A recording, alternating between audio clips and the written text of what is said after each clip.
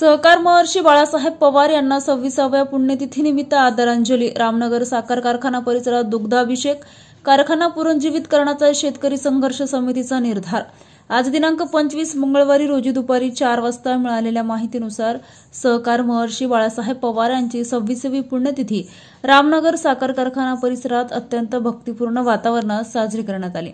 साखर कारखाना परिसरातील बाळासाहेबांच्या पुतळ्याला दुग्धाभिषेक करण्यात आला, तसेच पुष्पमाला अर्पण करून त्यांचे पुण्यस्मरण करण्यात आले। यावेळी साखर कारखाना बचाव कृती समितीचे अध्यक्ष अंकुश अप्पा देशमुख, ज्येष्ठ संचालक अंकुश राऊत, कमलाकर अंभोरे, सुरेश खडके, ॲडव्होकेट सोपनराव भांदरगे, अरुण ओझरकर, प्रल्हाद हेकाडे, सुभाष कोळकर, कैलास फुलारी, रावसाहेब पवार, लक्ष्मण शिंदे, नारायण वाडेकर, भाऊसाहेब मदन आणि देशमुख मुळे यांच्यासह परिसरातील शेतकरी व मान्यवर मोठ्या संख्येने उपस्थित होते।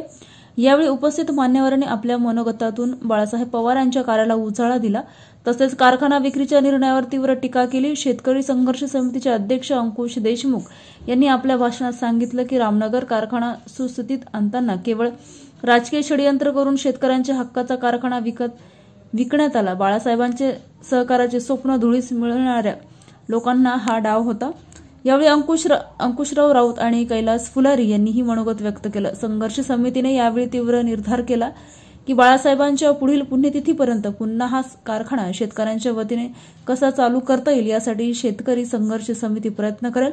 शेतकऱ्यांच्या हितासाठी हा कारखाना पुनर्जीवित करण्याचा संघर्ष समितीचा प्रयत्न असेल, असं प्रतिपादन मान्यवरांनी यावेळी केलं।